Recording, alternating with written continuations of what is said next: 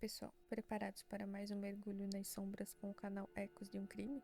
Não se esqueçam de se inscrever no canal, comentar e ativar as notificações. Então, bora lá! Em agosto de 1989, os jovens Eric e Lyle Menendez se tornaram o centro de um dos casos criminais mais polêmicos dos Estados Unidos. Após assassinarem brutalmente os próprios pais, José e Kitty Menendez, em uma mansão luxuosa em Beverly Hills, os irmãos foram apontados inicialmente como vítimas traumatizadas e depois como assassinos friamente calculistas. Agora, mais de 3 décadas depois, o lançamento de uma nova série da Netflix reacende o interesse público e apresenta novas evidências que podem reabrir o caso.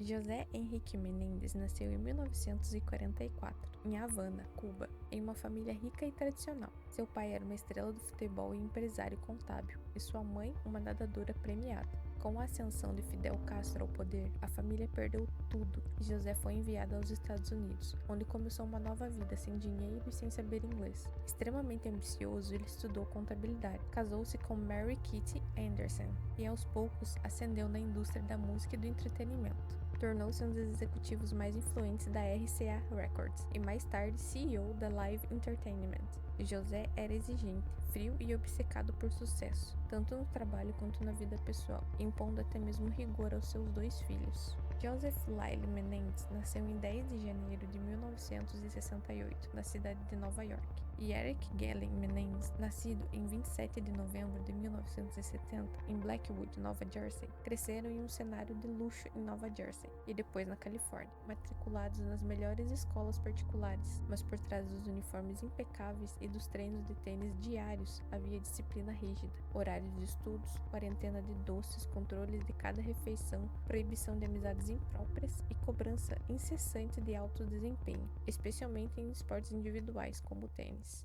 Aos poucos surgiam sinais de que aquela exigência ia muito além do estímulo ao sucesso. Ambos desenvolveram gagueira, ranger de dentes e dores de estômago crônicas. Lyle, o mais velho, começou a usar perucas aos 14 anos para disfarçar a queda de cabelo. Eric, aos 9 anos, vivia à sombra do irmão. Professores e psicólogos escolares relataram os problemas de aprendizado e a imaturidade emocional, mas José Menendez rejeitava qualquer ideia de falha dos filhos, perpetuando um clima tenso que, segundo a defesa no julgamento, amadureceria tragicamente em 1989.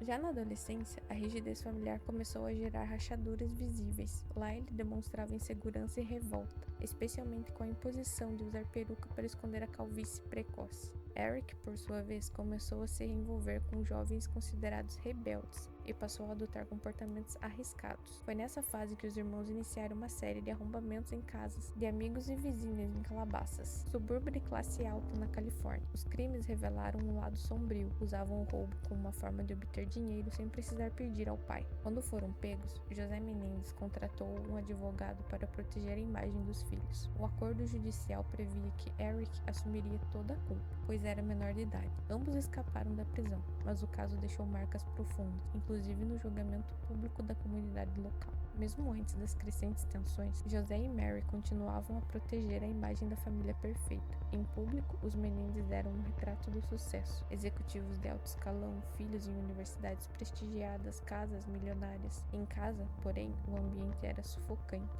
As regras eram absolutas. Qualquer sinal de falha era visto como inadmissível. Mary começou a apresentar sinais visíveis de depressão. Em paralelo, Lyle enfrentava uma suspensão de Princeton após ser acusado de plágio e logo depois seria demitido da empresa do pai por falta de comprometimento. Já Eric, apesar de continuar treinando tênis e se interessar por roteiros e cinema, parecia cada vez mais perdido. Foi nessa época que ele escreveu com um amigo um roteiro ficcional sobre um jovem que mata os pais para herdar uma fortuna, que mais tarde levantaria suspeitas durante as investigações do caso real. No final da noite de domingo, 20 de agosto de 1989, a polícia de Beverly Hills recebe uma ligação desesperada feita por Lyle Menendez. Aos gritos, ele relatava que seus pais haviam sido assassinados. José e Mary Menendez foram encontrados mortos na sala de TV da mansão da família. José havia recebido um tiro fatal na cabeça. Mary foi baleada várias vezes, inclusive no rosto, tornando seu corpo irreconhecível. Os irmãos alegaram que haviam saído para assistir um filme e, ao retornarem, encontraram os pais já mortos. A polícia, inicialmente, não os tratou como suspeitos. Não houve coleta de resíduos de pólvora em suas mãos e a cena do crime foi interpretada como uma possível execução ligada à máfia. Mas ao longo das semanas, o comportamento dos irmãos e o modo como gastavam a herança começaram a levantar questionamentos. Após o assassinato, os irmãos Menendez alegaram estar traumatizados, mas seus comportamentos contradiziam o papel de filhos em luto. Em poucas semanas, eles haviam gastado centenas de milhares de dólares da fortuna familiar. Lyle comprou relógios Rolex, um restaurante e criou uma empresa de investimentos. Eric contratou um treinador de tênis de elite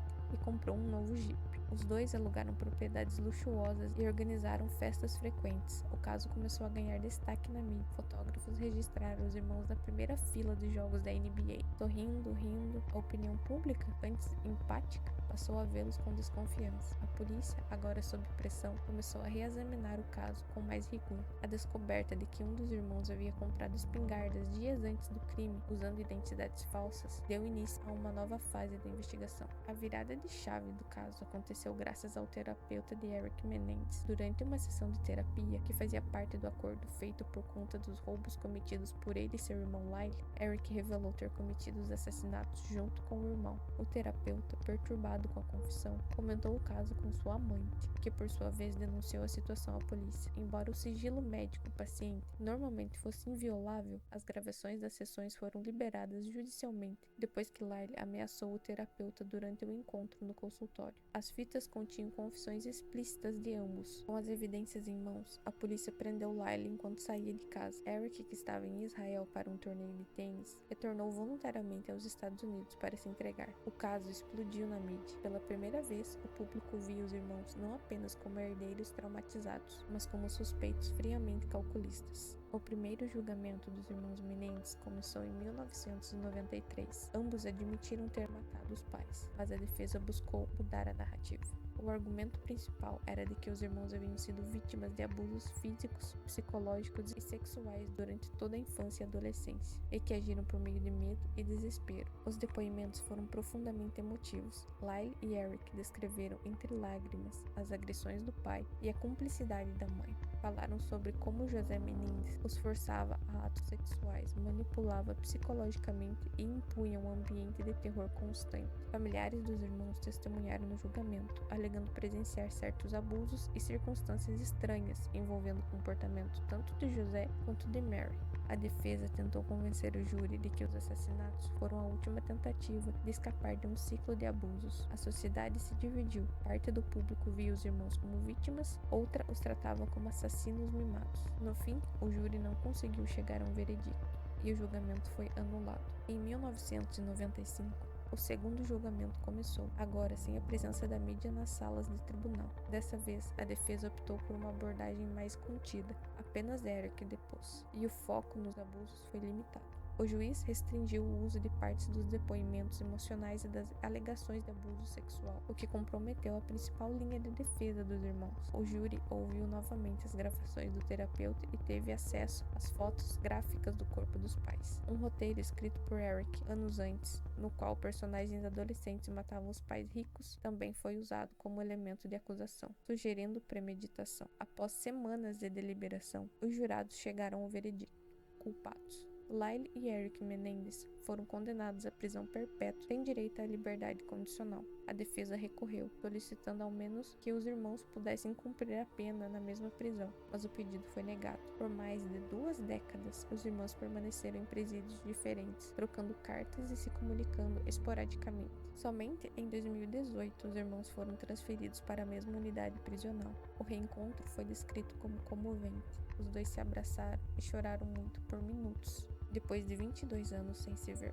A essa altura, ambos haviam se casado na prisão com mulheres que os conheceram após a condenação.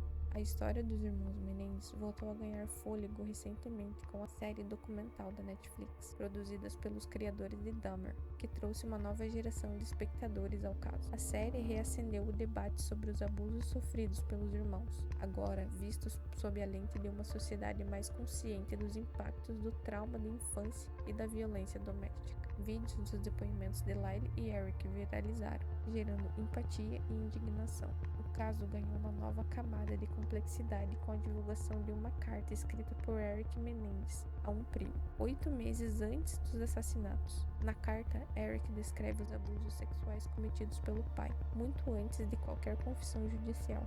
Ainda está acontecendo, Andy, mas está pior para mim agora. Nunca sei quando vai acontecer e está me deixando louco, escreveu ele. Além disso, Roy, ex-integrante do grupo Menudo, acusou José Menendez de abuso sexual quando ele era executivo da RCA Records. Essas novas informações levaram os advogados dos irmãos a buscar uma revisão do caso. Embora ainda não haja uma decisão, cresce a pressão pública por um novo julgamento ou pela revisão da pena. O caso Menendez não é apenas uma história de assassinato, é um retrato complexo de uma família marcada por expectativas desumanas, abuso e silêncio. Lyle e Eric não negam o crime, mas pedem que o mundo veja além do ato final, que compreenda os anos de sofrimento que antecederam os tiros. A narrativa mudou com o tempo. Se antes eles eram vistos como herdeiros gananciosos, hoje muitos os enxergam como sobreviventes. E a grande pergunta que continua ecoando nas redes sociais, tribunais e corações: o que é justiça quando os agressores dormem sob o mesmo teto? Você concorda com qual dos lados dessa história? Hoje tivemos o caso dos irmãos Menendez. Deixe nos comentários o que acharam do caso. Não se esqueçam de se inscrever no canal, comentar e ativar as notificações. Até a próxima!